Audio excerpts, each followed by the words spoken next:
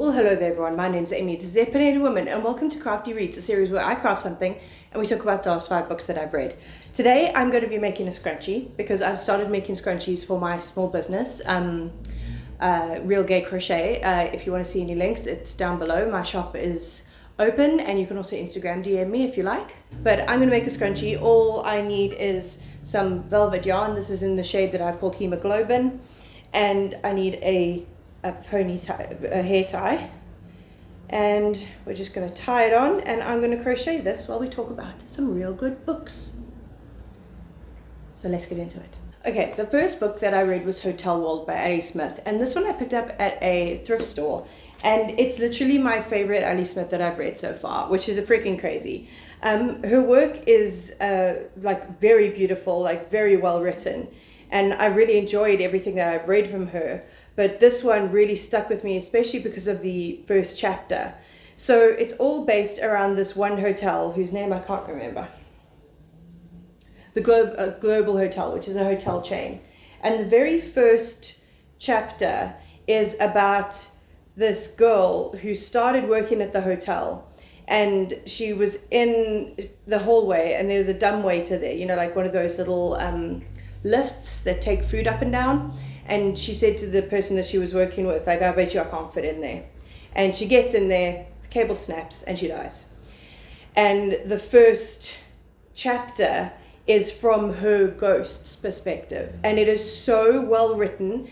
Like, there's parts of the story that the ghost will, you know, start like forgetting because they're like further and further into not existing on a human plane anymore. So they'll randomly like forget random stuff, or they'll lose their way halfway through a sentence. They go and visit their own body in the ground. And the body's like, what do you want? Leave me alone. I need to rest. And it's just so beautifully written. And then every subsequent chapter after that is written from the perspective of someone else to do with the Global Hotel. So the woman that begs outside the Global Hotel, the woman that decides to sneak the homeless woman into the hotel and let her stay there because it's going to be a cold night.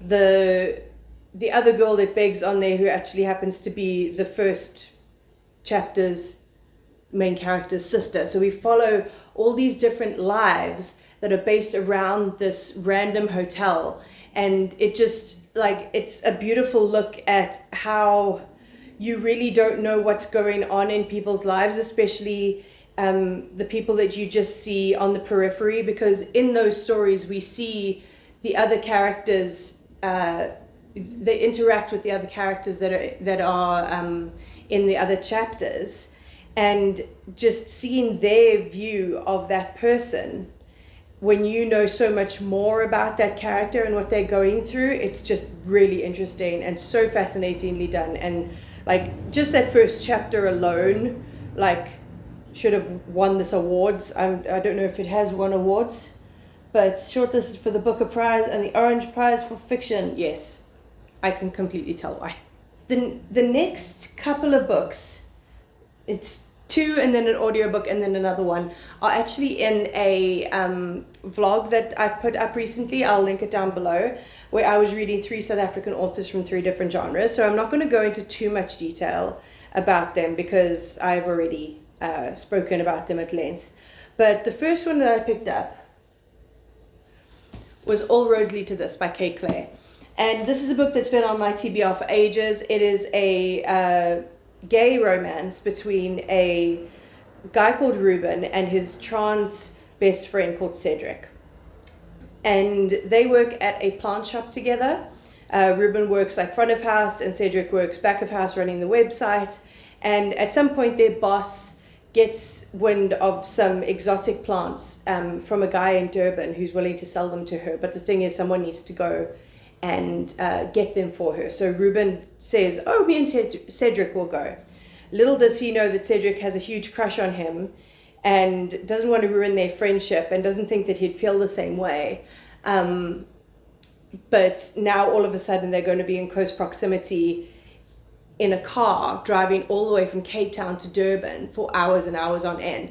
And there's an only one bed trope, there's forced proximity, there's friends to lovers. It's so good.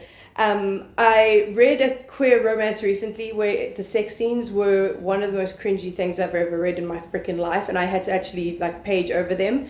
These sex scenes are sexy. Like there's just enough pining, there's tenderness, and there's a lot of horniness. And it is just really, really well executed. And luckily there's another book in this series following a couple of other characters that we were introduced to in this book, and I'm definitely going to be picking that one up. The second book that I picked up for that vlog was The Child by Alistair Mackay.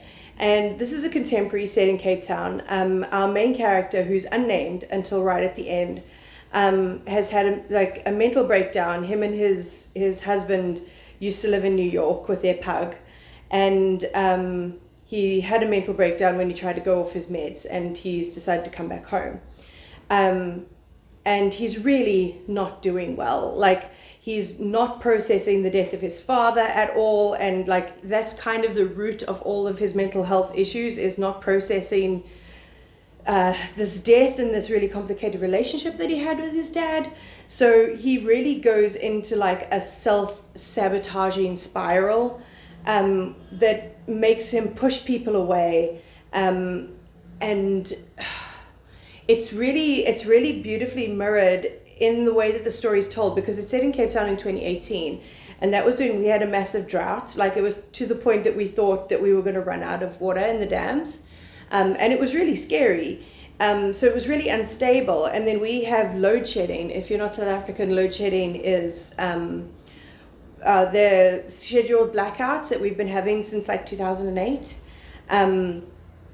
They haven't happened for a long time, but like they come back to this Cape Town that's like full of instability, and it really mirrors how unstable he is in his mental state and how much work he has to do to heal, and how he needs to invite people into his life instead of running away from things. And one of the things he uses to run away is the fact that they want to adopt the child.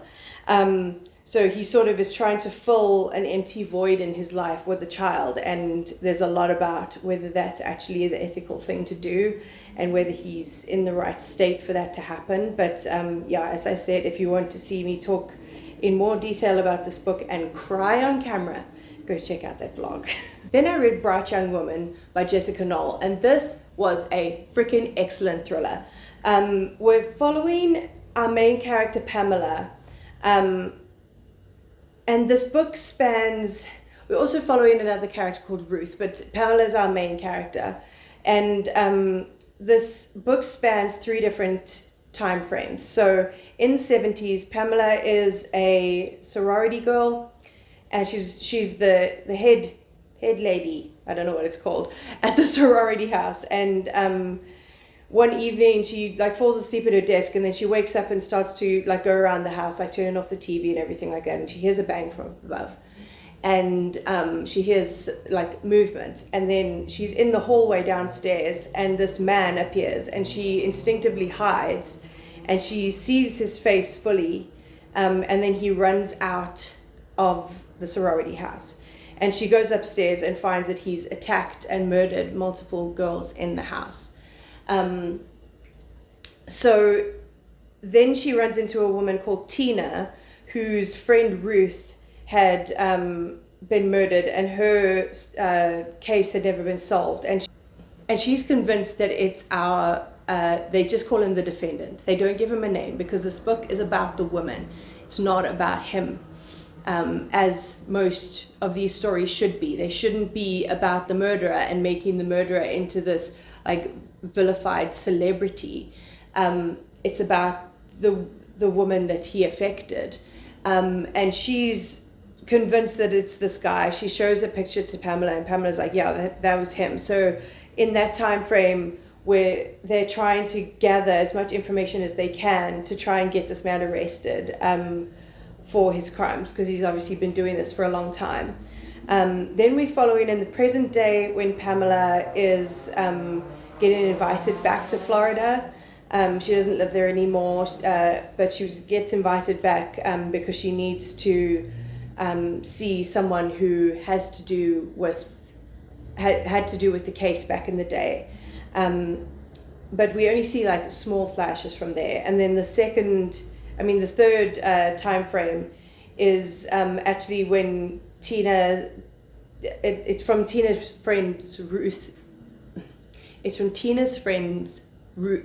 It's from Tina's friend's Ruth's perspective, and she, like, so it has this ominous feeling because we've seen Tina in the later stages. We know that Ruth dies, and it's really interesting to like go through and see it from her perspective, but it's like gives you this like sense of doom because you know that something bad's going to happen to her, which is kind of ooky spooky.